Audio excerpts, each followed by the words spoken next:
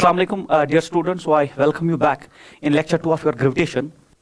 And the first thing I am going to discuss in lecture 2 is that work done in moving objects. Work done in moving object, ठीक है? Work done in moving object. क्या मतलब है sir इसका work done in moving object? देख लीजिए. Let us consider that this is Earth of mass m and radius r.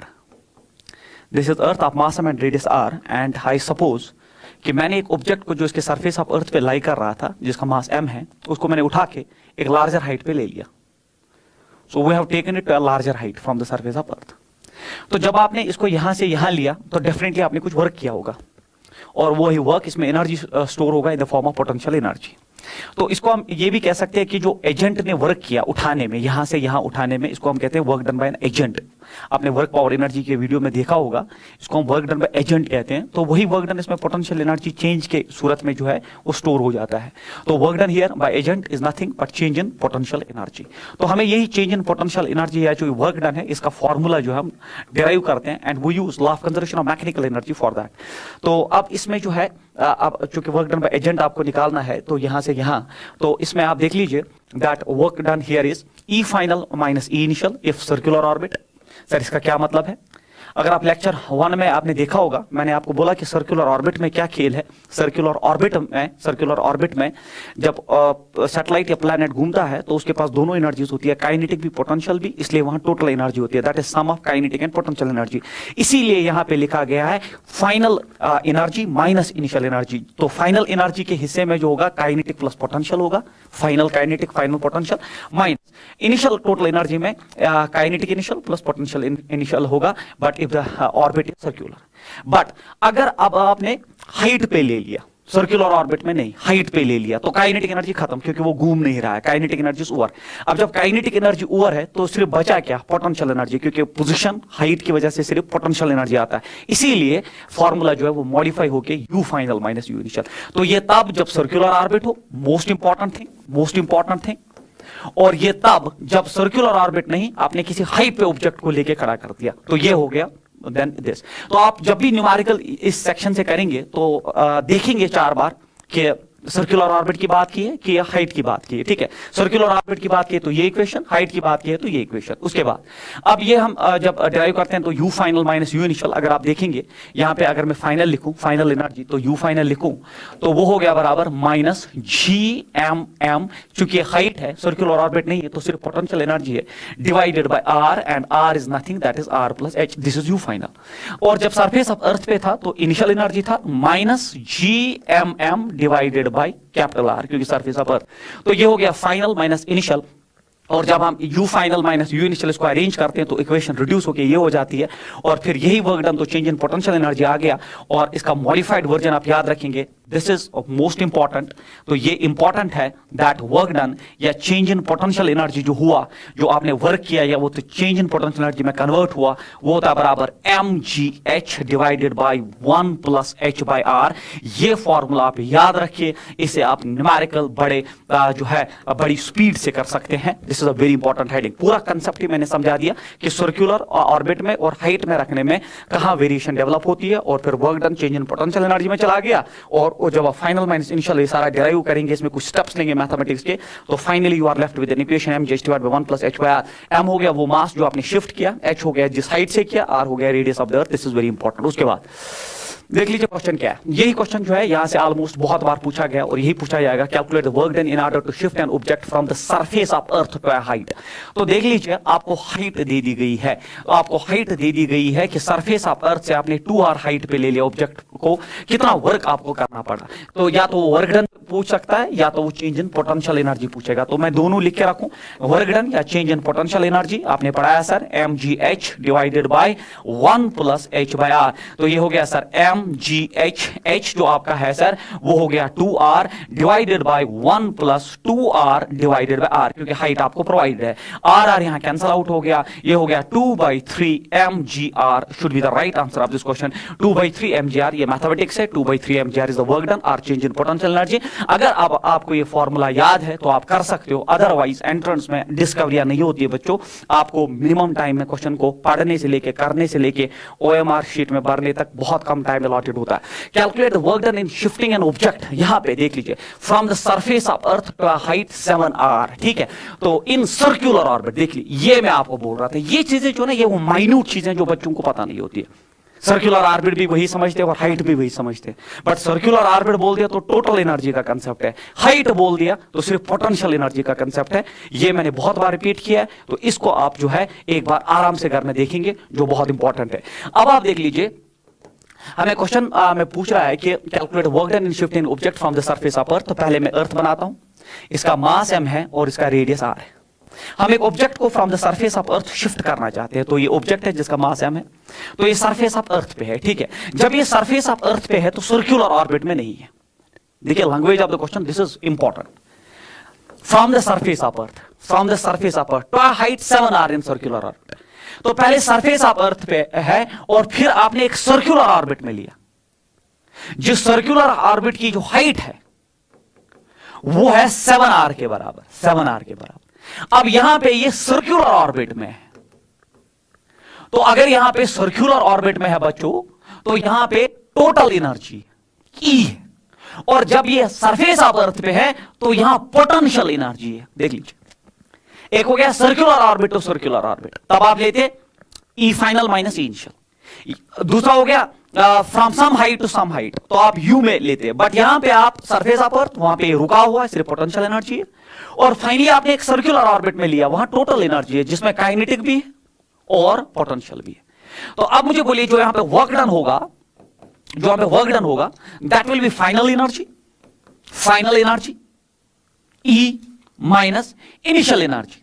Initial energy is potential, देखिए E minus you. तो ना यहां पे ना आपका जो मैंने अभी पीछे स्लाइड में पढ़ाया, E फाइनल माइनस इनिशियल काम कर गया, क्योंकि ये सर्कुलर ऑर्बिट से, दोनों सर्कुलर ऑर्बिट्स, ये हो गया कि सरफेस ऑफ अर्थ से किसी हाइट तक ले लिया, तब ये था। बट ये सरफेस ऑफ अर्थ से एक मूविंग ऑर्बिट में, that makes it more important, तो इसीलिए E माइनस यू। अब E कितना है सर? E का फॉर्मूला आपने अभी पढ़ा पीछे, दैट इज टोटल एनर्जी होता है बराबर माइनस GMM, फिलहाल मैं पूरी लैंग्वेज लिखता हूं, 2R। Total energy circular orbit में होता है, ये मैंने पढ़ा kinetic plus potential minus potential energy. Potential energy सब सरफेस पे था, that is minus GMM by और दैट इज R, क्योंकि potential energy surface of earth पे होता है माइनस GMM बाय R, जो मैं आपके साथ डिस्कस कर चुका हूं। तो माइनस माइनस प्लस, पहले यही लिखते हैं, तो GMM बाय R बाहर आएगा, प्लस फिर ये माइनस है, ठीक है, GMM divided by 2R। R क्या होता है? R is distance from centre to centre, और ये स्मॉल r जो है, it is 7R plus R, it is 8R। देख लीजिए कंसेप्ट क्या है बच्चे, यहां पे 8R आ जाएगा। अब ये अच्छा क्वेश्चन हो गया। अब मुझे बोलिए, ये हो गया GMM by capital R minus ये हो गया GMM डिवाइडेड बाय 16R। तो GMM बाहर निकाल दीजिए, तो आपका वर्क डन आ जाएगा GMM, हाँ GMM, और R भी बाहर निकाल दीजिए, divide by R, it is 1 minus 1 by 16, 1 minus 1 by 16 आ जाएगा, it is 1 minus 1 by 16, that is 15 by 16, 15 by 16 GMM by R should be the right answer, 15 by 16 GMM by R। Most important question, जिसमें मैंने पूरा concept समझा दिया आपको, मैंने समझा दिया अगर आप circular orbit to circular orbit लेते हैं तो फाइनल एनर्जी माइनस इनिशियल, जिसमें काइनेटिक प्लस पोटेंशियल दोनों आ जाएंगे। अगर आप surface of earth to height लेते जो सर्कुलर ऑर्बिट नहीं होता, तो final potential energy minus initial. But यहां पे इस क्वेश्चन में सबसे इंपॉर्टेंट, इसको जो बनाया गया इस क्वेश्चन को, वो इस वजह से कि आप सरफेस ऑफ अर्थ जिस पे सिर्फ पोटेंशियल एनर्जी होगी और एक सर्कुलर ऑर्बिट में डालते ही उसमें टोटल एनर्जी का कंसेप्ट आया, तो ये है इसका कंसेप्ट, और I believe that this is a very important question. उसके बाद जो अब आपका क्वेश्चन है, the additional kinetic energy to be provided to a satellite of mass m revolving around a planet of mass m to transfer it from a circular orbit of radius r1,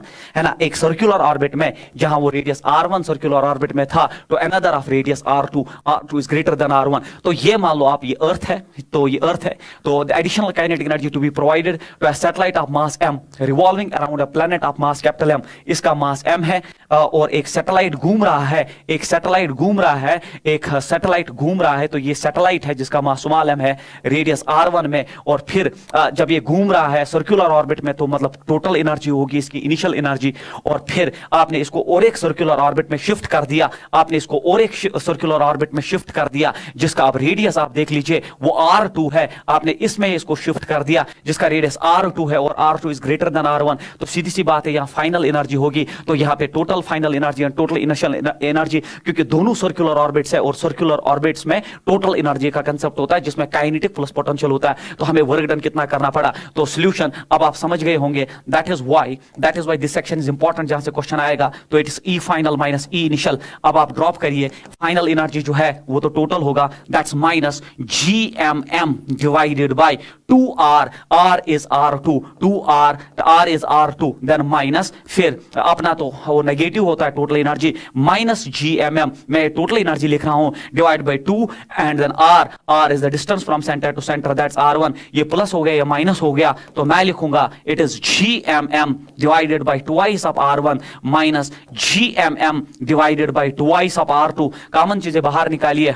W हो गया बराबर GMM by 2 जो है बाहर आ जाएगा, GMM divided bye 2 बाहर आ जाएगा, 1 by R1 minus 1 by R2 is the right answer of this question, GMM by 2 1 by R1 minus 1 by R2 is the right answer of this question. तो मुझे लगता है इतना काफी होगा आपको समझाने के लिए कि कब सर्कुलर टू सर्कुलर ऑर्बिट में टोटल एनर्जी, हाइट से किसी ऑर्बिट में सर्कुलर ऑर्बिट में पोटेंशियल एनर्जी और टोटल एनर्जी, और हाइट से हाइट पे लेने में सिर्फ पोटेंशियल एनर्जी, ये अब आपको क्लीन होना चाहिए। उसके बाद जो है escape velocity is that minimum velocity which is given to an object so that it will reach to infinity, ठीक है, कम से कम कितनी वेलोसिटी एक ऑब्जेक्ट को आप सरफेस ऑफ अर्थ से दोगे such that वो इन्फिनिटी पे रीच कर जाए, ग्रेविटेशनल फील्ड ऑफ अर्थ से निकल जाए, और उस वेलोसिटी को हम एस्केप वेलोसिटी कहते हैं, और from the surface of earth आपने कैलकुलेट किया होगा, it is 11.2 kilometre per second, या जिसको हम 8√2 किलोमीटर पर सेकंड कहते हैं। So minimum velocity given to an object such that it escapes out of earth's gravitational field, तो अगर मैं इस मार्कर को ऊपर फेंकता हूं तो जैसे मैं फेंकता हूं कुछ समय के बाद ये वापस आएगा, क्योंकि ग्रेविटेशनल फील्ड वापस लाएगा, उससे ज्यादा वेलोसिटी थोड़ा और ऊपर जाएगा, और फिर वापस आएगा, उससे ज्यादा वेलोसिटी थोड़ा और ऊपर जाएगा, जितनी ज्यादा वेलोसिटी उतना ज्यादा ऊपर जाएगा। एक पर्टिकुलर वेलोसिटी ऐसी है 11.2 किलोमीटर पर सेकंड या 8√2 किलोमीटर पर सेकंड हम कहते हैं उसको, सच दैट अगर वो इस मार्कर को प्रोवाइड की जाए या किसी भी ऑब्जेक्ट को सरफेस ऑफ अर्थ पे प्रोवाइड किया जाए, वो एस्केप करेगा और कभी ग्रेविटेशनल फील्ड ऑफ अर्थ से जब वो निकल जाएगा तो कभी वापस नहीं आएगा, ऐसी वेलोसिटी को हम एस्केप वेलोसिटी कहते हैं। तो ये है एस्केप वेलोसिटी का कंसेप्ट। तो by law of conservation of energy, तो मतलब अगर आपका अर्थ है जिसका मास m है बच्चों, हर एक जगह मैंने डायग्राम बना दिया सो दैट आपका जो कंसेप्ट है वो क्लियर हो जाए, और अब ये ऑब्जेक्ट था सरफेस ऑफ अर्थ पे, इसका मास m था, आपने इसको किसी वेलोसिटी से फायर कर दिया सच दैट इन्फिनिटी को रीच कर गया, और इन्फिनिटी से निकल के, इन्फिनिटी वो जगह होती है जहां पे अर्थ का ग्रेविटेशनल फील्ड खत्म हो जाए, तो उस वेलोसिटी को यहां तक पहुंचाने वाली वेलोसिटी कम से कम जो है उसको हम एस्केप वेलोसिटी कहते हैं, तो उसको हम VE से डिनोट करते हैं। तो ये VE जो है हम कैसे निकालते हैं, हम मानते हैं कि ये पोजीशन 1 है तो ये पोजीशन A है और ये पोजीशन B है, हम कैसे इसको निकालते हैं सर, हम यहां लिखते हैं total energy here is equal total energy here, क्योंकि law of conservation of energy से हम इसको निकालते हैं, law of conservation of mechanical energy. तो यहां टोटल एनर्जी जो है आपने फायर किया तो काइनेटिक एनर्जी, और ये बाउंड है अर्थ को बाय पोटेंशियल एनर्जी, तो यहां पे एनर्जी है kinetic energy plus potential energy, और काइनेटिक जो है आपने दे दिया half of mv², potential energy होता है माइनस GMM/r, तो हाफ ऑफ mv², तो मैं VE² लिखूंगा, और पोटेंशियल एनर्जी नेगेटिव होता है माइनस GMM/r, ये था। और जब ये इन्फिनिटी पे रीच कर गया तो कम से कम वेलोसिटी की वजह से यहाँ पे वेलोसिटी खत्म, तो काइनेटिक एनर्जी भी 0 हो गया, और ये फील्ड से बाहर आ गया तो पोटेंशियल एनर्जी भी 0 हो गया। तो अब टोटल एनर्जी तो कंजर्वेशन के हिसाब से यहाँ का टोटल एनर्जी यहाँ के टोटल एनर्जी के बराबर होना चाहिए, तो मैंने लिखा है by law of conservation of energy, initial kinetic energy plus potential energy is equal final kinetic energy plus final potential energy, तो ये हो गया हाफ mv²। अब ये VE से हम डिनोट करते हैं minus GMM/r is equal, kinetic भी 0 पोटेंशियल भी 0, ये हमने law of conservation of energy से जो है कैलकुलेट किया। इसको बैक कर सकते हो आप वर्क पावर एनर्जी में, मैंने ये सारी चीजें आपके साथ डिस्कस की है। और फिर जब आप इस नेगेटिव को इधर लेंगे तो पॉजिटिव फिर mm कट जाएगा, और एस्केप वेलोसिटी का एक खूबसूरत फॉर्मूला √2 GM/r, और यहां से क्लियर हो गया कि एस्केप वेलोसिटी आपका जो है √2 GM/r r के बराबर है, और ये escape velocity independent of mass of object, it only depends on mass of planet, mass of earth and radius of earth, it is independent of mass of object. किस angle पे fire किया उन चीजों पे डिपेंड नहीं करता। ये है एस्केप वेलोसिटी, जिसमें 2 भी आप जानते हैं, g भी जानते हैं, m भी, r भी, और इसका वैल्यू आता है 11.2 किलोमीटर पर सेकंड, या और इसको हम लिखते हैं न्यूमेरिकल जो है 8√2 किलोमीटर पर सेकंड, क्योंकि 11.2 को सॉल्व करना न्यूमेरिकल्स में मुश्किल होता है, 8√2 के बराबर आप याद रखिए। तो ये हो गया एस्केप वेलोसिटी, ये लिखा है मैंने एस्केप वेलोसिटी। और उसके बाद जो है ये एस्केप वेलोसिटी इधर वीई। उसके बाद अब ऑर्बिटल वेलोसिटी में पढ़ा चुका हूँ, those satellites which are very close to the surface of earth, उनका ऑर्बिटल वेलोसिटी में पीछे पढ़ा चुका हूँ आपको, रूट ऑफ gm/r पिछले लेक्चर में, लेक्चर 1 में। तो फिर इन दो में जो रिलेशन है वो ये है कि एस्केप वेलोसिटी हमेशा √2 टाइम्स ऑर्बिटल वेलोसिटी होता है। ये रिलेशन भी आपको याद होनी चाहिए, that escape velocity is √2 times orbital velocity और 11.2 किलोमीटर पर सेकंड। जो मैंने बोला 8√2 किलोमीटर पर सेकंड भी आप याद कर सकते हो। तो ये हो गया एस्केप वेलोसिटी का खेल। तो उसके बाद इसमें केसेस जो है, ये इंपॉर्टेंट केसेस है इसमें। तो दो केसेस डेवलप होते हैं। एक केस नंबर फर्स्ट इज, अगर आपने जो वेलोसिटी यहां दी जिससे आपने फायर किया वो एस्केप वेलोसिटी से ज्यादा हुआ, तो सीधी सी बात है, अगर कम से कम वेलोसिटी से इन्फिनिटी को रीच कर जाएगा, और अगर आपने उससे ज्यादा वेलोसिटी दी, एक तो इन्फिनिटी को रीच कर जाएगा और वहां पे इसकी स्पेस में कुछ वेलोसिटी होगी, उसको इंटरस्टेलर स्पेस स्पीड कहते हैं हम। तो वही हमने यहाँ कैलकुलेट किया है कि अगर आपने स्पीड ज्यादा दे दी तो वहां पे इन्फिनिटी पे कुछ स्पीड तो बची होगी। तो if v given is greater then v escape, अगर आपने v गिवन v एस्केप से ज्यादा दिया तो हम एक फैक्टर निकालते हैं यहाँ पे, कितना जो फैक्टर कितने से आपने ज्यादा दे दिया है स्पीड, तो n होता है हमेशा v given divide by v escape. अगर आपके पास n आ चुका है तो वहां पे इन्फिनिटी पे आप कितनी स्पीड उसके पास बची है, जिसको हम स्पीड इन इंटरस्टेलर स्पेस कहते हैं, वो हम निकालते हैं by law of conservation of energy. और उसका फॉर्मूला अब आप डायरेक्टली याद रखिए, वो फॉर्मूला होता है v is equal to root of n square minus 1 into v, जहां v जो है वो रूट से बाहर है, उसका ख्याल रखिए। तो ये है इसका फॉर्मूला, बहुत इंपॉर्टेंट, ये हम कैलकुलेट करते हैं by law of conservation of energy. तो अभी आप याद रखेंगे, अगर v गिवन ज्यादा है तो वहां इंटरस्टेलर स्पेस में कुछ स्पीड तो बची होगी, और वो हम निकालते हैं n square minus 1 multiplied by escape velocity. n का फैक्टर हमने आपको पढ़ा दिया, ये होता है आपने जो गिवन वेलोसिटी जो ज्यादा है डिवाइडेड बाय एस्केप वेलोसिटी जो है, यहां से निकाल के n इसमें सब्स्टिट्यूट करते हैं और हमें पता चलता है कि वहां पे बची हुई स्पीड कितनी है। ऐसे भी डायरेक्टली फॉर्मूला एंट्रेंस में पूछा जा सकता है, या इस पे मैं न्यूमेरिकल आपको लगा के दिखाता हूं। उसके बाद if v given is less than v escape, अब आपकी स्पीड ही कम है, अगर आपने स्पीड ही कम दी तो डेफिनेटली ऑब्जेक्ट किसी हाइट पे चला जाएगा, ऑब्जेक्ट किसी हाइट पे चला जाएगा, और जब हाइट पे चला जाएगा फिर वापस गिरेगा। तो इस हाइट, ये मैक्सिमम हाइट कितना ग्राउंड से लेगा, ये हमसे पूछता है। तो अगर गिवन वेलोसिटी एस्केप वेलोसिटी से कम है, ऑब्जेक्ट किसी हाइट पे जाएगा, क्योंकि इन्फिनिटी पे रीच ही नहीं करेगा, क्योंकि एस्केप वेलोसिटी कम से कम यहां तक वाली वेलोसिटी होती है, आपने उससे कम वेलोसिटी दी तो ये किसी हाइट तक जाएगा और फिर गिर जाएगा, तो हमसे वो मैक्सिमम हाइट पूछा जाएगा। इसके लिए भी एक फॉर्मूला है जो डायरेक्टली पूछा जाता है, तो वो फॉर्मूला होता है h is equal n square r divide by 1 minus n square, where it is maximum height from earth. और n जो है वही n है जो हमने पहले ही v given by v escape. तो ये एक बार आईआईटी में डायरेक्टली पूछा गया है कि अगर हमारी वेलोसिटी एस्केप से कम है, ऑब्जेक्ट किसी हाइट पे जाके जो है रुक जाएगा, वो हाइट कितनी होगी, तो ये फॉर्मूला है। ये भी हम ऑब्टेन करते हैं by the same logic of law of conservation of energy. करने की जरूरत नहीं है, ये दो फॉर्मूलास कम से कम हर एक बच्चे के जो है एंट्रेंस में ज़बानी याद होनी चाहिए, क्योंकि ये डायरेक्टली भी पूछे जा सकते हैं, और उन पे न्यूमेरिकल कैसे करना वो मैं आपको दिखाता हूं। जैसे ये है, the escape velocity from the earth is 11 kilometre per second, surface of अर्थ से आपका एस्केप वेलोसिटी इतना है। The escape velocity from a planet having twice the radius and same mean density. देख लीजिए, इसके लिए थोड़ा सा काम करना पड़ेगा। मैंने भी आपको एस्केप वेलोसिटी पढ़ाया, वो होता है बराबर रूट ऑफ 2 gm/r। ये है एस्केप वेलोसिटी का फॉर्मूला। बट चूंकि ये डेंसिटी की बात कर रहा है, मैंने आपको पीछे पढ़ाया, डेंसिटी मास होता है बराबर density of earth into volume, और वॉल्यूम ऑफ स्फीयर होता है 4/3 πr3। जब आप इसमें सब्स्टिट्यूट करते हैं तो एस्केप वेलोसिटी का और एक फॉर्मूला आता है, it is 2g divided by r, और आपका मास जो है that is rho into 4/3 πr3। तो r कैंसल आउट होके आपका एस्केप वेलोसिटी का और एक फॉर्मूला आपके पास बच जाता है, that is 4 2 8/3, it is pi g rho r square. So this is the formula. ये एस्केप वेलोसिटी का फॉर्मूला आप याद रखेंगे in terms of density and radius. तो जो ये एस्केप वेलोसिटी का formula, it is in terms of mass and radius. तो ये दो स्टैंडर्ड फॉर्मूलाज है, अगर आपको ये याद है तो आप इसको within no time derive कर सकते हो। अब आप देख लीजिए, हमें एस्केप वेलोसिटी उस प्लैनेट से बोलना है जिसका having having twice the radius, जिसका रेडियस ट्वाइस है, एंड सेम मीन डेंसिटी। पहले आप फॉर्मूला को यहां लिखिए, फॉर्मूला आपका root of it is 8/3 pi g rho r square, ये है। देख लीजिए 8/3 पाई जी सारा कांस्टेंट है और मीन डेंसिटी भी सारा कांस्टेंट है, तो आपका जो प्रोपोर्शनलिटी है स्क्वायर एंड ये कट जाएगा, तो v is directly proportional to r, क्योंकि स्क्वायर एंड रूट कट जाएगा, तो आपकी प्रोपोर्शनलिटी इस क्वेश्चन में इतनी ही बची। अब आप लिखेंगे v escape velocity from planet, v escape from earth. अब ये डायरेक्टली प्रोपोर्शनल टू r, तो ये r planet divide by r earth हो जाएगा। तो v प्लैनेट हमें निकालना है, v एस्केप अर्थ का हम जानते हैं 11 किलोमीटर पर सेकंड है, r प्लैनेट जो है वो ट्वाइस रेडियस है अर्थ का, तो twice of r divide by r, क्योंकि अगर अर्थ का r है तो इसका ट्वाइस ऑफ r है, r कट जाएगा, तो प्लैनेट का एस्केप वेलोसिटी जो है वो 22 किलोमीटर पर सेकंड आंसर होना चाहिए इसका। So option number first. तो ये सारा फार्मूलाज का खेल है, अगर आपको फार्मूला पता है तो आप क्वेश्चंस आराम से कर सकते हो।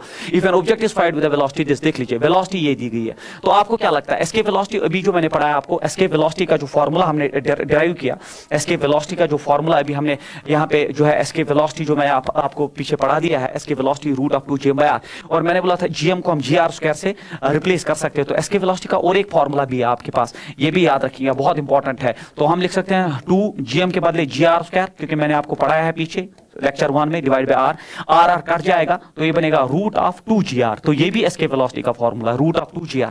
तो एस्केप वेलोसिटी का या तो आप root of 2gm/r in terms of mass and radius, या root of 2gr in terms of acceleration due to gravity and radius, या मैंने और एक फार्मूला भी इन टर्म्स ऑफ डेंसिटी पढ़ा दिया आपको, ये हो गया root of 8/3 pi g rho r square, depend करता है न्यूमेरिकल वो किस लैंग्वेज में पूछता है। तो हमसे पूछा जा रहा है कि हमने एक ऑब्जेक्ट को इस वेलोसिटी से फायर किया, तो एस्केप वेलोसिटी कितना होता है। एस्केप वेलोसिटी तो आपको जबानी याद होना चाहिए, रूट ऑफ 2gr, तो क्या लगता है आपको ये वेलोसिटी से ज्यादा है ना, क्योंकि ये जो है रूट टू होता है 1.414 times root of gr, but ये है 2 रूट gr, तो रूट gr तो कॉमन है, but 2 is greater than root 2 is greater than root 2, क्योंकि रूट 2 1.414 होता है।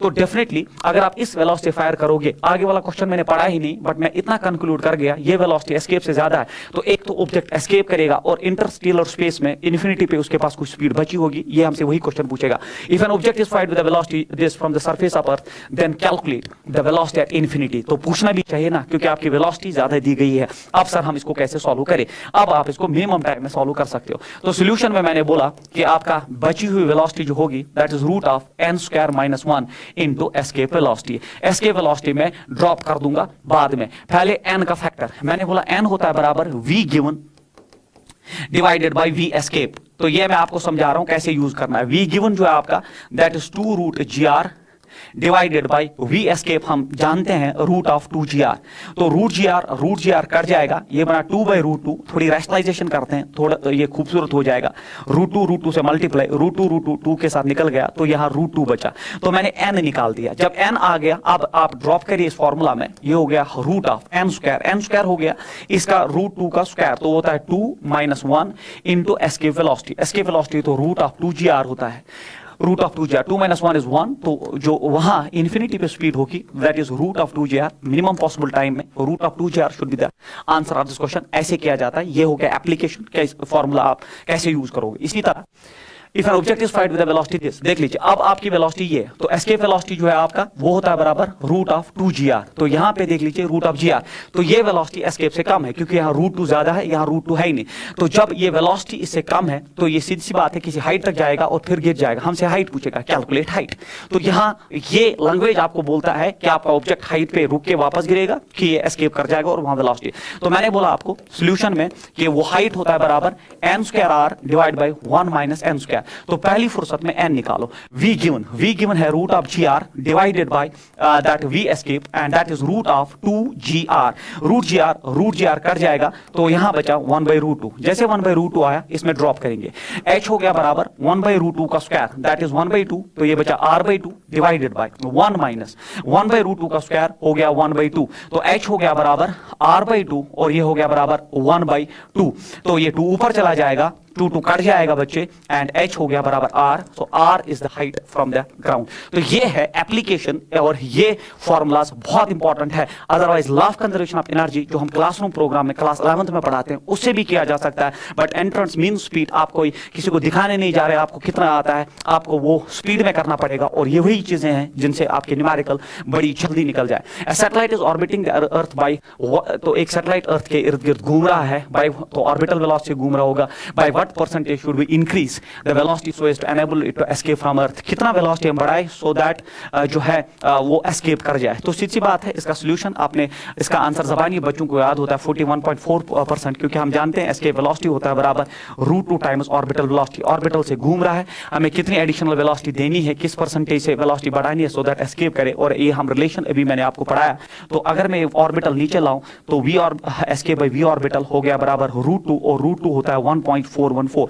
अब मुझे ये निकालना है परसेंटेज चेंज, तो हम क्या करेंगे, यहाँ पे भी -1, यहाँ पे भी -1, तो ये हो जाएगा v escape minus v orbital divide by v orbital multiplied by 100। Percentage के लिए ये हो गया 0.414 मल्टीप्लाइड बाय 100, तो ये हो गया 41.4% is the right answer of this question. 41.4%। अगर आपको ये फॉर्मूला पता है तो परसेंटेज चेंज के लिए change divide by original multiplied by 100 आपको परसेंटेज निकाल के दे सकता है। उसके बाद planetary motion, most important. Planetary motion जो है, अब केपलर्स लॉज तो है ही इसमें, बट प्लैनेटरी मोशन का आइडिया मैं इंट्रोड्यूस कर दूं आपके लिए, सो दैट आपका जो कंसेप्ट है वो क्लियर हो जाए। वो ये है, केपलर के फर्स्ट लॉ के हिसाब से planets revolve in elliptical orbits around the sun, keeping sun at one of the focus. तो ये सर्कुलर ऑर्बिट्स में नहीं, केपलर ने कहा फर्स्ट लॉ में कि प्लैनेट सर्कुलर ऑर्बिट्स में नहीं इलिप्टिकल ऑर्बिट्स में घूमते हैं, और इलिप्टिकल ऑर्बिट में जो ये एक्सिस है इसको मेजर एक्सिस कहते हैं, और ये एक्सिस जो है इसको हम माइनर एक्सिस कहते हैं। तो ये मेजर माइनर जो है आप पढ़ चुके हैं। और फिर अगर प्लैनेट इस पोजीशन पे है, सन हमने इस फोकस पे रखा, दो फोकस होते हैं, एक पे रखिए आप, क्योंकि केपलर ने कहा that planets revolve in elliptical orbits keeping sun. तो ये प्लैनेट है, ये प्लैनेट है जो घूम रहा है, keeping sun at one of the focus, तो सन को यहां रखा। तो जब आप इस पोजीशन की बात करो, प्लैनेट यहां से बहुत दूर है, तो मैक्सिमम दूरी पे जब प्लैनेट होता है उस पोजीशन को हम अपोगी कहते हैं, और अपोगी की वक्त वेलोसिटी जो है वो मिनिमम होती है। मैक्सिमम डिस्टेंस को अपोगी कहते हैं, और वहां स्पीड मिनिमम होती है। उसका लॉजिक है वो मैं पढ़ा दूंगा। और जब ये क्लोज टू द सन, जब यहां आएगा तो ये क्लोजेस्ट पोजीशन टू द सन होता है, इसको हम पेरिजी कहते हैं, और यहां पे स्पीड प्लैनेट की जो है वो मैक्सिमम होती है, यहां स्पीड जो प्लैनेट की होती है वो मिनिमम होती है। तो जहां दूरी ज्यादा वहां स्पीड कम, और जहां दूरी कम वहां स्पीड जो है मैक्सिमम होता है। अब जो प्लैनेटरी मोशन का एक्चुअल कंसेप्ट है, जो आप अगर आपको पता है तो आप कोई भी न्यूमेरिकल सॉल्व कर सकते हैं, वो ये है कि प्लैनेटरी मोशन में आपका ग्रेविटेशनल फोर्स जो है, gravitational force along the line जो है, जो line joining between the sun and the planet है, आपका ग्रेविटेशनल फोर्स वहीं से एक्ट करता है। और जब ग्रेविटेशनल फोर्स वहां से एक्ट करता है तो ये कोई टॉर्क प्रोवाइड नहीं करता है। तो gravitational force is passing through the sun, it is passing through the sun, so it will not provide any torque. When torque is absent, जब टॉर्क एब्सेंट होता है, जब टॉर्क मिसिंग होता है, तो एंगुलर मोमेंटम इज कांस्टेंट। तो planetary motion में याद रखेंगे कि gravitational force provides no torque, torque is zero, therefore angular momentum is constant. Angular momentum आप रोटेशनल मोशन में पढ़ चुके हो, जैसे आपके डायनेमिक्स में न्यूटन्स लॉज ऑफ मोशन में एक्सटर्नल फोर्स जब जीरो होता है तो लीनियर मोमेंटम कांस्टेंट होता है, वैसे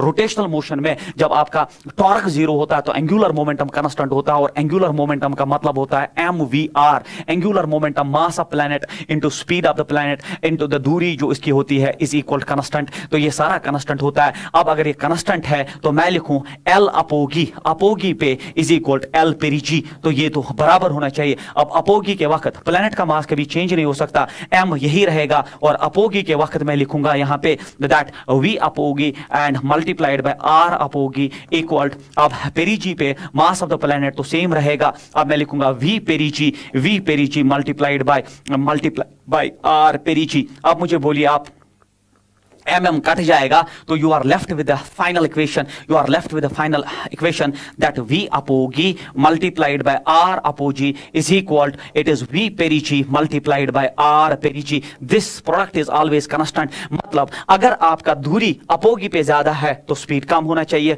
और अगर आपका पेरिजी पे दूरी कम है तो स्पीड ज्यादा होना चाहिए। यह है इसका कंसेप्ट। तो मतलब जहां दूरी ज्यादा, अपोगी पे दूरी ज्यादा है, इसलिए स्पीड जो है वो कम होनी चाहिए, और पेरिजी पे दूरी कम है इसलिए स्पीड ज्यादा होनी चाहिए, तब जाके प्रोडक्ट कांस्टेंट रहेगा। ये प्लैनेटरी मोशन का पूरा आइडिया है। तो वही मैंने यहां पे लिख दिया है मेरे बच्चों, मैंने लिख दिया है that angular momentum is constant. इसके पीछे का रीजन ये है कि प्लैनेटरी मोशन में ग्रेविटेशनल फोर्स टॉर्क नहीं प्रोवाइड करता। और फिर अब आपको पता है मैक्सिमम स्पीड कहां पे है, मैक्सिमम स्पीड पेरिजी पे है, मैक्सिमम स्पीड पेरिजी पे है और मिनिमम स्पीड जो है वो अपोगी पे है। जब आप इसको रेशो लोगे तो वी मैक्स बाई वी मिन होता है बराबर वी मैक्स बाई वी मिन। देखिए मैक्सिमम स्पीड तो पेरिजी पे है, मैक्सिमम स्पीड पेरिजी पे है तो वी मैक्स के बदले वी पेरिजी लिख सकते हैं, और मिनिमम स्पीड तो अपोजी पे है तो वी मिनिमम के बदले वी अपोगी। और ये हमेशा होता है 1 + e divided by 1 - e where e is called as eccentricity of that elliptical path. तो इसका वैल्यू जो है ये मैथमेटिक्स का खेल है। इसेंट्रिसिटी क्या होता है कॉनिक सेक्शन में आप पढ़ाते हो, आपको पढ़ाते हैं, तो फिलहाल हमें उसकी कोई जरूरत नहीं है। फिलहाल हम ये मान के चलते हैं e इस इक्वेशन में, क्योंकि ये डायरेक्टली ऑब्जेक्टिव पूछा जा सकता है that v max by v min या v पेरिजी भी v अपोगी किसके बराबर होता है, ये हम डिराइव करते हैं और ये आता है 1 + e divide by 1 - e where e is called as eccentricity of that elliptical path। ये इंपॉर्टेंट इक्वेशन है, ऑब्जेक्टिव बना के पूछ सकता है। उसके बाद अब जब टॉर्क ही प्रेजेंट नहीं है, ग्रेविटेशनल फोर्स अलोंग द सन ही जो है एक्ट करता है, इसलिए कोई टॉर्क प्रोवाइड नहीं करता। एंगुलर मोमेंटम कांस्टेंट है, L कांस्टेंट है, और जब L कांस्टेंट है और वहां से केपलर सेकंड लॉ कहता है that planet SVEEP out equal areas in equal intervals of time. Second law आपने पढ़ा होगा, that is del A by del T is equal L by 2m। ये हो गया Kepler second law planetary motion. तो ये है बहुत इंपॉर्टेंट इक्वेशन, डायरेक्टली याद रखो del A by del T that planet SVEEP out equal areas in equal intervals of time. ये न्यूमेरिकली होता है L by 2m, क्योंकि L पहले ही कांस्टेंट है, 2 कांस्टेंट है, मास ऑफ प्लैनेट कांस्टेंट है, ये सारा कांस्टेंट है। तो ये केपलर सेकंड लॉ हो गया that planet SVEEP out equal areas in equal intervals of time. पहले प्लैनेट यहां था, अब प्लैनेट यहां पहुंच गया, कुछ टाइम में इसने इतना एरिया स्वीप किया तो वो टाइम में t लेता हूं। और फिर अगर प्लैनेट यहां था, ये हो गया इसका, ये हो गया इसका जो है ये रेडियस वेक्टर यहां सन से हम लेते हैं, तो ये इसने इतना एरिया स्वीप किया और फिर प्लैनेट यहां पे था और फिर अब वो यहां पे आ गया इसी टाइम में। तो ये एरिया इस एरिया के बराबर होता है, इसको केपलर सेकंड लॉ कहते हैं। और उसकी इक्वेशन ये है del A by del T is equal to L by 2m। और L by 2m कांस्टेंट कैसे है सर, ये del A by del T constant कैसे है, क्योंकि L कांस्टेंट है, m कांस्टेंट है, 2 कांस्टेंट है, तो ये सारा कांस्टेंट है। इसको Kepler second law. Kepler third law कहता है the square of time period is directly proportional to the cube of semi major axis. अगर हम लेके चलते हैं आपके इलिप्टिकल पाथ को, बट अगर सर्कुलर ऑर्बिट भी आप लेंगे, हमारे नीट में सर्कुलर ऑर्बिट ही पूछा जाता है, तो T square is directly proportional to r cube, it is called as Kepler's third law. और अगर इलिप्टिकल ऑर्बिट में पूछे r क्या है, तो आप बोलना यहां से यहां की दूरी जो है, यहां से यहां सेंटर से यहां की दूरी जो इसको सेमी मेजर एक्सिस कहते हैं, क्योंकि पूरी एक्सिस को हम मेजर एक्सिस कहते हैं, आधी एक्सिस को सेमी मेजर कहते हैं, इस पूरी एक्सिस को माइनर, आधी को सेमी माइनर। तो इसमें जो है ये एलिप्टिकल पाथ है, ये टाइम पीरियड डिपेंड करता है सेमी मेजर एक्सिस के क्यूब पे। T square is directly proportional to r cube, या आप ये इक्वेशन याद करेंगे T square is equal 4 pi square gm r cube. ये जो है m वो प्लैनेट या उस ऑब्जेक्ट का मास होता है जिसके इर्द गिर्द चीजें घूमती है। जैसे इस इक्वेशन में यहाँ पे सन का मास आ जाएगा, अगर अर्थ के इर्द गिर्द मून घूम रही है तो यहाँ अर्थ का मास आ जाएगा, और फिर ये प्रोपोर्शनलिटी आप केपलर थर्ड लॉ में जानते हैं। तो ये हो गई केपलर थर्ड तीनों लॉ, और इसमें ये सारे आइडियाज जिसमें एंगुलर मोमेंटम का कांस्टेंट होना, टॉर्क का जीरो होना बहुत इंपॉर्टेंट है, तब जाके इन इक्वेशंस का आइडिया जो है आपको क्लियर हो जाता है। तो अब जो इसमें क्वेश्चन है the maximum and minimum distance of a comet from the sun are, तो maximum and minimum distance, the maximum and minimum distance of a comet from the sun are, तो ये एक दूरी है और ये दूसरी दूरी है, तो ये तो मैक्सिमम डिस्टेंस हो गया, तो ये मैक्सिमम डिस्टेंस हो गया, ये मैक्सिमम डिस्टेंस हो गया और ये मिनिमम डिस्टेंस हो गया। If the velocity when it is nearest to the sun, जब ये नियरेस्ट है, नियरेस्ट के वक्त जो है स्पीड ये है, then what will be its velocity when it is farthest. तो मैं लिखूं ऐसे प्रोडक्ट जो है आपका, जो प्रोडक्ट है कौन सा, वी आर का जो प्रोडक्ट है वो कांस्टेंट होता है सर। वी आर का प्रोडक्ट जो अभी आपने पीछे पढ़ाया that v r is this product is constant. देख लीजिए वी आर का प्रोडक्ट कांस्टेंट होता है। अब मैं वी आर के प्रोडक्ट के कांस्टेंट के हिसाब से चीजों को यहाँ ड्रॉप करूंगा, तो जब आपकी दूरी मैक्सिमम है वो है आप r जो है 8 × 10⁻12, उस वक्त का जो है आपको स्पीड निकालना है। And when it is nearest तो वो स्पीड डिस्टेंस है 1.6 × 10⁻12 जो है वो 12 है, but when it is nearest the sun it is speed is 60 metre per second. तो नियरेस्ट का स्पीड और नियरेस्ट की डिस्टेंस मैंने ड्रॉप कर दी, जो फारदेस्ट का डिस्टेंस हमने ड्रॉप कर दिया, फारदेस्ट की स्पीड हमें चाहिए। तो अब आप देख लीजिए 10⁻12 कट जाएगा, तो ये हुआ ये ये हुआ आपका जो है it is v is equal it is 1.6 into 60 divided by आपका 8 हो गया, तो ये हो गया 8 2 16, तो ये हो गया 0.2 हो गया, एंड 0.2 ये 10 और इसको 6 2 12 बना देगा, इट्स 12 मीटर पर सेकंड इज द आंसर। तो जहां पे आपका जो है आंसर जो है वो 12 मीटर पर सेकंड। तो by using that law that L is constant, angular momentum is constant, तो mvr इज कांस्टेंट, m काट दो दोनों साइड से, vr कांस्टेंट है, तो उस हिसाब से अरेंज करके ये आपका एप्लीकेशन हो गया इस सेक्शन का। उसके बाद दूसरा क्वेश्चन ये है the distance of a planet from the sun is 5 times the distance between the earth and the sun. तो एक प्लैनेट का जो डिस्टेंस सन से वो 5 गुना ज्यादा है that between earth and the sun time period of planet is. तो ये बिल्कुल Kepler's third law based that T square is directly proportional to r cube के हिसाब से हमें करना पड़ेगा, क्योंकि हमें टाइम पीरियड और दूरी की बात इसमें जो है पूछी जा रही है। तो एक प्लैनेट का डिस्टेंस तो मैं लिखूंगा T planet divided by T earth का स्क्वायर जो है इज प्रोपोर्शनल टू, या प्रोपोर्शनलिटी काट के यहाँ इक्वालिटी आ जाएगा, इज इक्वल, तो ये हो जाएगा R planet divided by R planet नहीं दूरी प्लैनेट की, R planet divided by R earth का क्यूब। तो अब आप ड्रॉप करिए, टी प्लैनेट हमें निकालना है, हाँ टाइम पीरियड ऑफ प्लैनेट निकालना है, और फिर ये ईयर्स में बात की गई है, ईयर्स में आंसर है। तो अर्थ का जो टाइम पीरियड ऑफ 1 ईयर होता है 365 डेज, और वो 1 ईयर होता है, तो मैं लिखूंगा 1 यहाँ पे। 1 कैसे लिखा सर, क्योंकि ईयर्स की बात चल रही, इज इक्वल आर प्लैनेट की दूरी 5 टाइम्स आर है, तो अगर R distance between earth and planet है तो वो 5 टाइम्स ज्यादा है, तो यहाँ क्यूब आ जाएगा, आर कैंसल आउट होके, तो टीपी स्क्वायर जो है वो हो जाएगा इक्वल टू या प्रोपोर्शनल टू या इक्वल टू हो जाएगा, it is 5 raised power 3 taking root on both sides, it is proportional to, it is 5 raised power 3/2 years should be the answer of this question। तो यहाँ पे 5 raised power 3/2 years is the answer of this question। यहाँ पे बच्चों से गलती हो सकती है, 365 डेज का मतलब 1 ईयर होता है, अगर ये डेज में लिखता तो मैं 365 डेज लिखता, बट ये ईयर्स में लिखा गया है, और 1 ईयर का जो टाइम पीरियड होता है वो होता है 365 डेज या 1 ईयर ही हम इसको कहते हैं। ये क्वेश्चन बड़ा इंपॉर्टेंट है जियो स्टेशनरी सैटेलाइट का। जियो स्टेशनरी सैटेलाइट लैंग्वेज में देख लीजिए, is orbiting the earth at a height of 6 R above the surface of earth. तो इसका ख्याल रखिए, ये अर्थ है बच्चे, और इस अर्थ का मास अगर m है तो रेडियस r है, तो mass of this is m and radius is r, this is earth. और अब आपको दिया गया है क्वेश्चन में कि एक जियो stationery satellite is orbiting the earth at a height of, ये आप जो है इस पे जो है गौर करिए, हाइट जो है वो 6r है फ्रॉम द सरफेस ऑफ अर्थ। ये देख लीजिए बच्चे, हाइट दिया गया है 6r, but it is from the surface of earth, तो सेंटर टू सेंटर हम डिस्टेंस लेते हैं, तो सेंटर टू सेंटर जो दूरी यहाँ पे है वो 7r है, इसका ख्याल रखिए, क्योंकि height from the surface of earth, but हम एक्चुअल फोर्स की वजह से सारी दूरियां सेंटर टू सेंटर लेते हैं, तो 7r जियो स्टेशनरी सैटेलाइट। तो ये हो गया जियो स्टेशनरी सैटेलाइट। फिर हमसे पूछ रहा है, तो r being the radius of the earth, the time period of another satellite at a height of 2.5r, तो हाइट जो है 2.5r है फ्रॉम द सरफेस ऑफ अर्थ। दूसरा सैटेलाइट है, उसको मैं व्हाइट कलर से दिखाता हूं, तो दूसरा सैटेलाइट है वो भी ऑर्बिट कर रहा है, तो ये एक सैटेलाइट है जो अब ऑर्बिट कर रहा है, बट इसकी जो दूरी है ना, हाइट जो है सरफेस से वो 2.5r है, तो सेंटर से कितनी दूरी है 3.5r, क्योंकि हम सारी डिस्टेंसेस सेंटर टू सेंटर, ये इसकी लैंग्वेज जो है ये इसको अच्छा क्वेश्चन बनाती है। तो सोल्यूशन में हम जानते हैं sir that T square is directly proportional to r cube, this is Kepler's third law of planetary motion.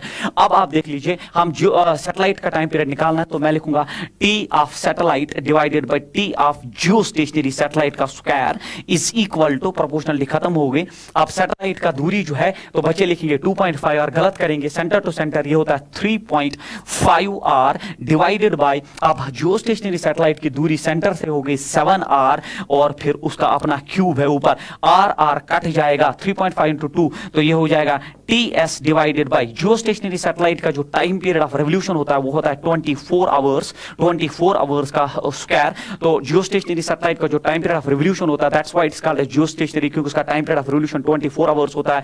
It is equal 1/2 raised power 3। तो अगर आप देखोगे ये हो गया आपका 1/8, तो मैं लिख सकता हूं ts डिवाइडेड बाय 24 का स्क्वायर इज इक्वल टू, ये हो गया 1/8, taking cube square root on both sides, तो ये हो गया ts डिवाइडेड बाय 24, ये हो गया 1/2 √2, क्योंकि इसका स्क्वायर रूट होता है बराबर 1/2 √2, ठीक है। ठीक है, 2√2 क्योंकि 4 बाहर आएगा तो बिल्कुल सही, या मैथमेटिक्स है, ts हो गया बराबर 24 डिवाइडेड बाय 2√2, तो ये हुआ 12 this it is 12 divided by √2, but ऐसा कोई ऑप्शन नहीं है तो इसलिए हम √2 से मल्टीप्लाई करते हैं और √2 से डिवाइड करते हैं। √2 2 होता है, 2 6 12, सो time period of satellite is 6√2 kilometre, 6√2 hours, 6√2 hours should be the right answer of this question. 6√2 hour is the answer of this question. तो ऑप्शन नंबर बच्चे, sorry for this, option number 4 is the right answer of this question. बड़ा अच्छा question है, IIT में पूछा गया है, but NEET में भी पूछे जाने के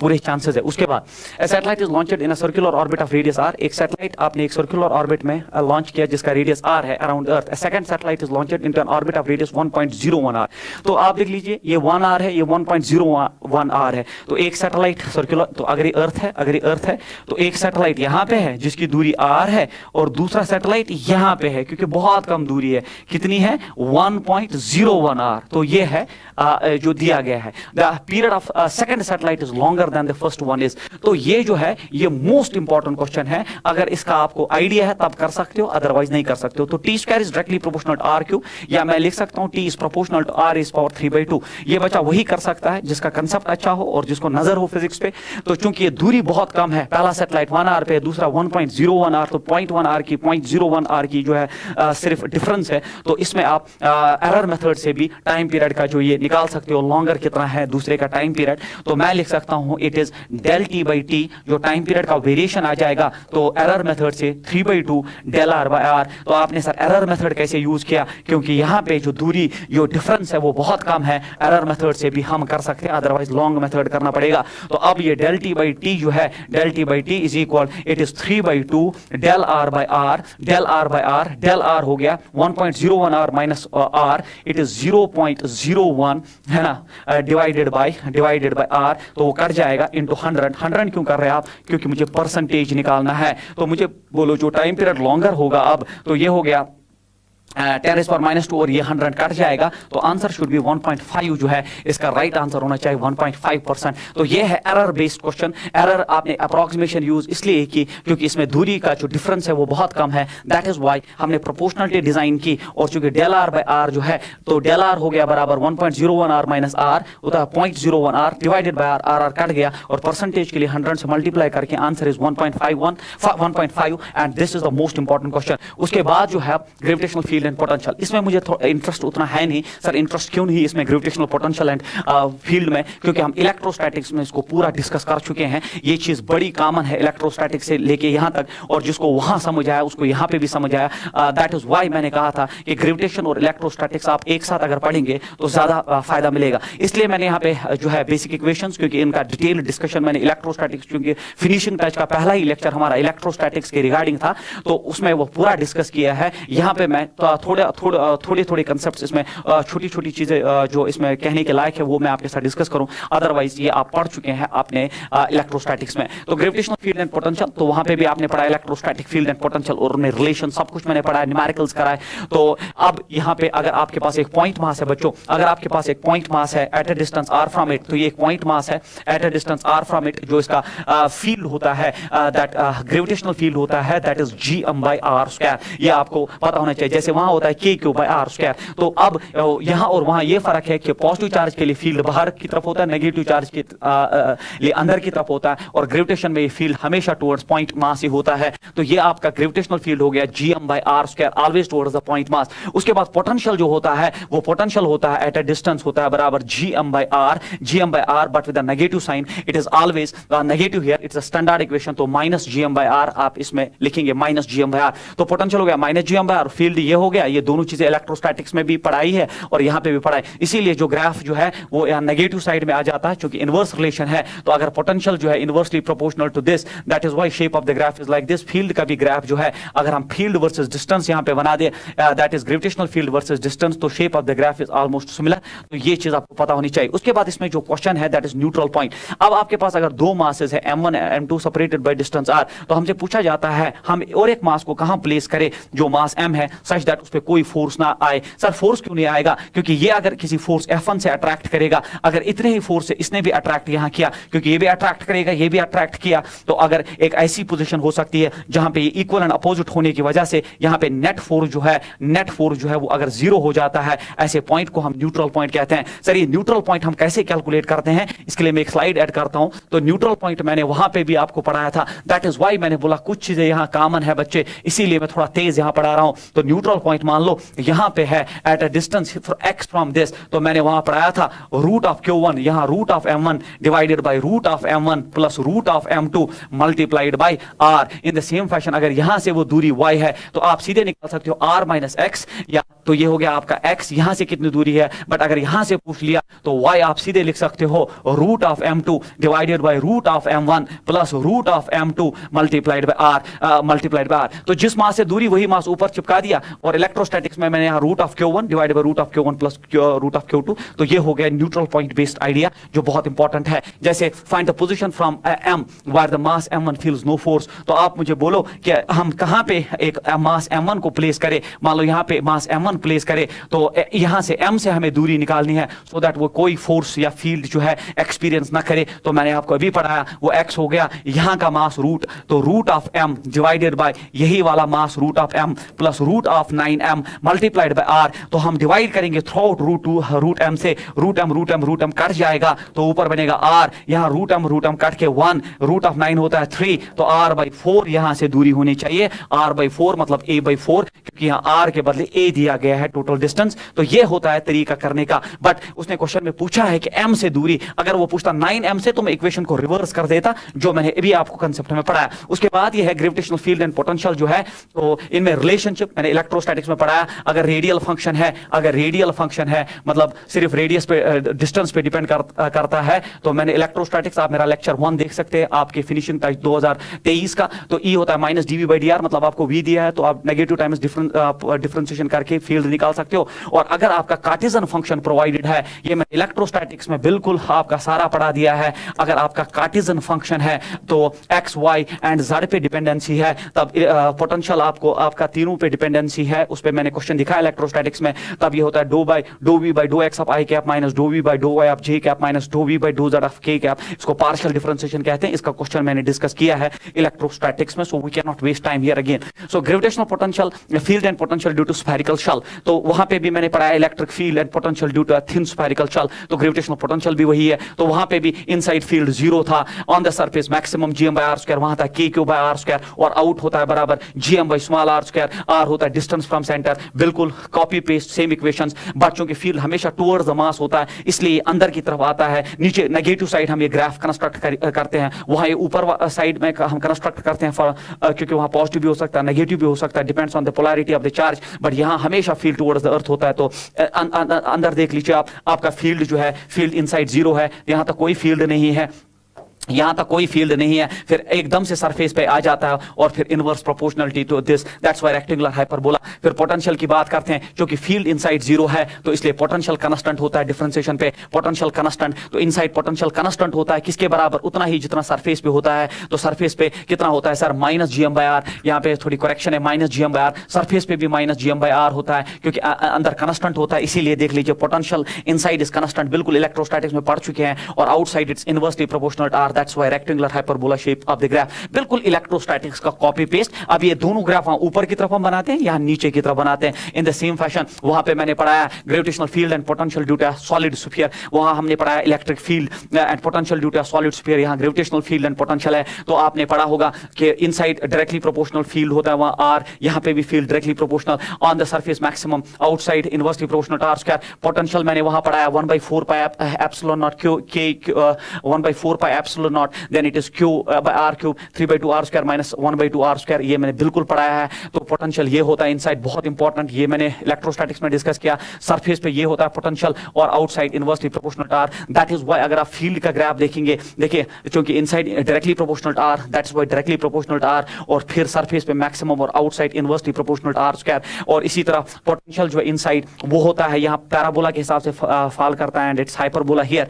तो यहाँ सेंटर पे पोटेंशियल जो है डेढ़ गुना ज्यादा होता है, 3/2 टाइम्स ज्यादा होता है, तो सेंटर पे पोटेंशियल अर्थ का 0 नहीं होता है, 1.5 गुना ज्यादा होता है, 3/2 टाइम्स दैट ऑफ सरफेस। अगर सरफेस पे ये पोटेंशियल है तो सेंटर पे उससे ज्यादा है, तो सरफेस के कंपैरिजन में सेंटर पे ज्यादा पोटेंशियल। और फिर ये rectangular hyperbola this is everything what we have discussed in electrostatics. Finishing touch में इलेक्ट्रोस्टैटिक्स मैंने खुद डिस्कस किया है और लेक्चर सेकंड में मैंने ये सारी चीजें पढ़ाई है, तो हम इसको दूसरी बार फिर से रिपीट करने का कोई फन नहीं बनता है, उससे हमारा वीडियो और हमारा टाइम जो है अननेसेसरी लेंथी हो जाएगा। उसके बाद जो है thank you so much, this completes our gravitation with each and every concept. अगर आप बिलीव करोगे ना, पूरे 1 महीने पढ़ाया जाता है क्लासरूम कोर्सेज में ग्रेविटेशन, तब भी इतना ही कंटेंट प्रोवाइड किया जाता है जितना मैंने इन 2 घंटों में ऑलमोस्ट लेक्चर 1 एंड लेक्चर 2 में आपको प्रोवाइड किया। होप आपको समझ आया होगा और मेहनत करिए, क्योंकि ये लास्ट आवर ही डिसाइड करता है आपकी सिलेक्शन का, जो आपकी सिलेक्शन होगी या नहीं होगी वो लास्ट महीना ही डिसाइड करता है, जिसमें आपका टाइम मैनेजमेंट, स्किल्स, सब कुछ जो है वो पीक पे चला जाना चाहिए, आपका ग्राफ जो है वो टॉप पे आना चाहिए। और जिस दिन एंट्रेंस आप दोगे उसी दिन आपका जो है वो पीक जो है वो डिसाइड कर देगा कि आपकी सिलेक्शन होगी कि नहीं। और उसके बाद आप कितना भी वो फिर इस ग्राफ को नीचे लाओ, उसे कोई मतलब नहीं बनता। But on that day it should be at the top, और वो तब आ सकता है जब आप इसको जो है अपनी मेहनत जो है वो बढ़ा दोगे इस last stage of your preparation. Thank you so much.